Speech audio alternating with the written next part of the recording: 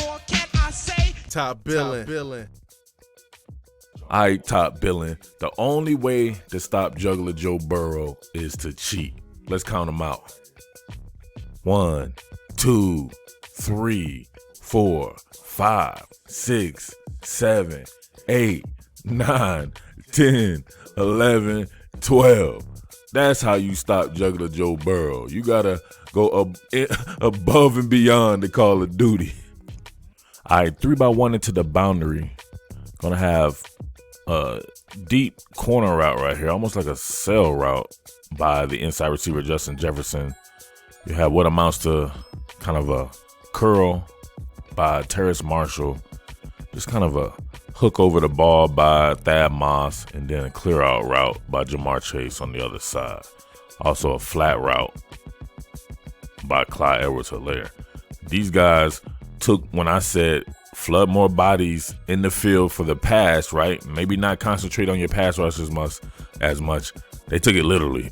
They threw an extra body out there to combat this, but we'll see right here what was going on. So they're all discombobulated, throwing extra bodies out there. We see right here, there looks like cover 3, right? So cover 3, you'll notice, because after Trayvon Diggs right here engages with Terrace Marshall, since he doesn't come into his zone, he continues to go. Then you can see how the leverage that Patrick Surtain is playing with. Then you have your single high safety out here, Jordan Battle. So he's able to sink underneath that bad boy. So if they didn't have enough men on the field, this could have been, if they didn't have as many men on the field, this could have been really bad. However, they cheated, so it didn't count. So that was pretty much the only time they stopped Jugular Joe. All right, y'all, 3x2 formation. I'm not going to front. It's still hard to get used to LSU running numbers grips and plus splits and empty formations and stuff all the time. I'm an old school LSU cat out here. I remember even with Zach Mettenberger, right? And Odell Beckham and Jarvis Landry and all these guys, they were still running pro-style stuff with the elite talent that it had. But so you have what amounts to a short slant right here by Clyde Edwards-Helaire. Then you have a pseudo wheel route going on by Jamar Chase. You got Patrick Surtain here, who is not having a good life guarding Jamar Chase, either at the camp circuit in high school or at the college level. So it's not been going his way against that particular guy right here. But I like this particular setup right here and this concept, because let's be honest right here, it's a pseudo form of cheating, but it's so subtle. Like, that is, my friend, in my opinion, it's a pick, right, from a defensive standpoint. But the offense says it's a rub, so we're going to go with it being a rub. He barely just gets in the way. That's what you have to do right here. Some of these guys that come out and they're just straight up blocking. Suppose you're just running and you just get in the way just a little bit, just to slow him up. That's a little bit, just because you know that your guy is faster than the other guy and he'll get a step on him. So he's flat out faster than Patrick Surtain. And you know Jugular Joe, pitch perfect. Look at him. You know where the ball is going to be. Always where it needs to be. Look at that. Right before Xavier McKinney's able to get there. And he's still able to do his Jamar Chase thing and break a tackle a little bit. So, yes, sir. All right, y'all know this pretty much verts out on the edges with this being the target, right? Man, I told you 90% of everything they want to hit between the hashes. So you're going to have a post route by Justin Jefferson.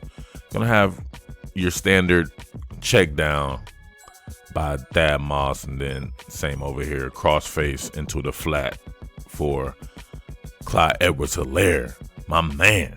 All right, so with this, people ask me, how do you combat this? You can't play matchup coverage. You have to be aggressive. I'm sorry. If you don't have the men to be aggressive against this, it's going to be a long day for you, because it's something built in at every level for it to be a success. You know why? Because at the very least, this dude right here and his freaky ass athleticism and his determination and will and always going for the jugular vein will just detach from the pocket and he'll get at least 5 yards. So gotta be aggressive. We see a sick get off right here. I'm not sure if that wasn't a damn. Oh no, it's great timing. Great timing by Terrell Lewis right there on Sadiq Charles. Front facing play action fake. You got a block and release on Anthony Jennings, who was absolutely getting after it with Austin Deculus.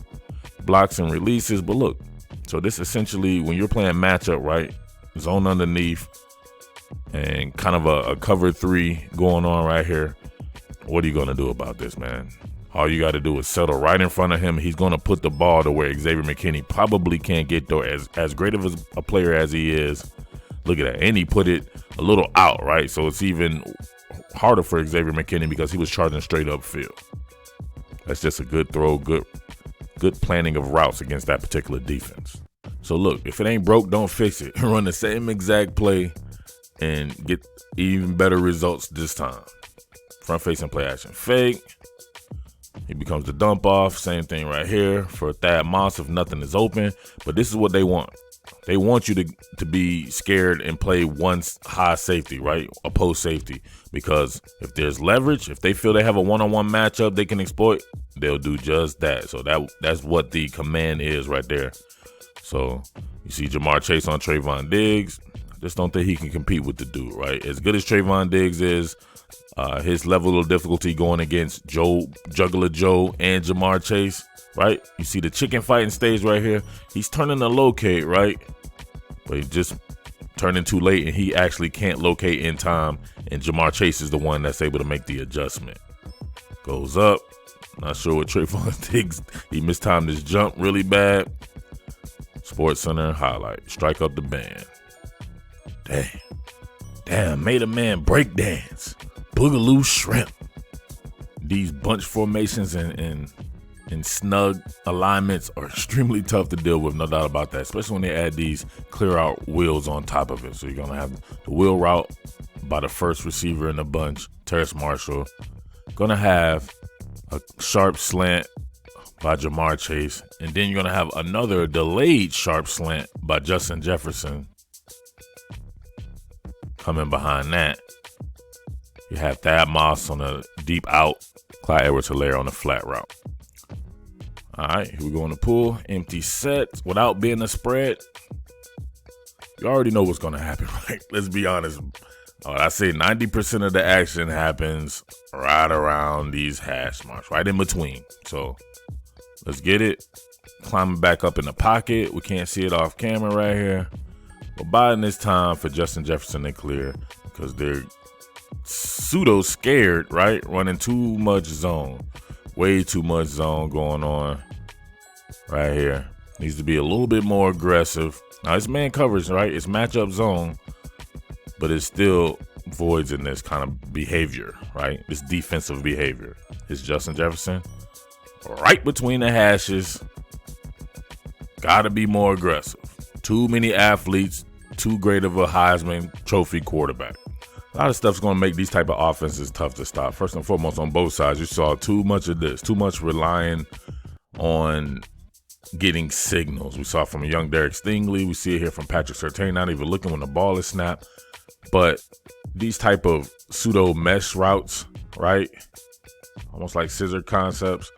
If you cannot banjo and be able to play a matchup zone in this standpoint, meaning whoever comes on your side, you then take and ride with, pause, then I don't know what to tell you. You're going to be almost impossible to stop just straight man coverage trying to follow them. So get Surtain. He's messed up. He's already beat technically, right? Burrow, if he could have saw this right here, it was going to be a huge gainer. But he saw this 2 men in one spot, right? Because they can't banjo, not banjoing and following each other, and it ends up being a rub route. Wide open, Terrace Marshall. Hit him pitch perfect. Allow him to run in stride. Big, fast men moving like that. You forget about it. All right, it's going to be it right here, man. Hashtag Real Men Watch Today. And I just wanted to kind of get something out there from a throwing standpoint with Joe Burrow. This particular back shoulder fade to Thad Moss was so pretty, man. So pretty. I'm going to have to give the majority of the credit to Thad Moss, though, right here. Been able to get his foot back in. But what we got over here, 3-by-1 formation. 3-by-1 formation with Jamar Chase at the running back spot and Clyde Edwards-Helaire split out. So just giving you different looks, right? They could do the same exact thing with both guys, but then how do you defend this? This gets you to where you have Jamar Chase this time matched up against a linebacker like Markel Benton, right? If they wanted to go there, he's running a choice route. But look at the pass over here. Trayvon Diggs got abused all day long, man. Just had to have hurt his draft stock if you think about it. But look at the back shoulder fade. My man put it where only his man could get it. Damn near out of bounds. Damn near to the band members or the media members or whoever's over here. That was a sick throw. Sick throw, sick catch. Two talented individuals. Just an extremely talented team. Barring anything miraculous, I would have to say Joe Burrow is definitely your Heisman Trophy winner. Great turnaround from an offensive standpoint. It was still a very good team last year, and they finished very strong last year. They dethroned the defending national champs, UCF, and this time they took it to Bama, got over that hump. So now you don't have to hear. Then the lead up to it, everybody kept saying, all the Alabama fans kept saying, oh, we did this to them last year. Last year wasn't this year. Last year has nothing to do with anything in football, especially when a team like LSU has such a drastic change in how it operates. So anybody thought that they weren't going to score this year was just flat out crazy. Not only did they score, they really took it to Alabama's defense, though. So from a team standpoint, not overly impressed with the defense. And I definitely want to see LSU go against some of these good defensive teams to see what's going on right there. See, can some of these guys replicate what Auburn did and make for just a fun football year, right? Boxer versus puncher, like I said on the live stream, two totally different styles. Georgia versus LSU, Clemson LSU, Ohio State LSU, whomever, right? So I don't necessarily want to see a rematch with the Bama. I think I've seen all I needed to see from this. I want to see somebody bring something different to the table, like a good defense, and see how that goes. In a good running game, right? We saw Bama have success in the running game. Maybe a team can limit possessions that way and then play even more solid defense than Auburn played. Whole lot of things to be had. Football is crazy. I absolutely love it. I absolutely love y'all. So thanks for rocking with your boy, the Underground King, Murf Baldwin. I am out. Peace. What more can I say? Top Billin.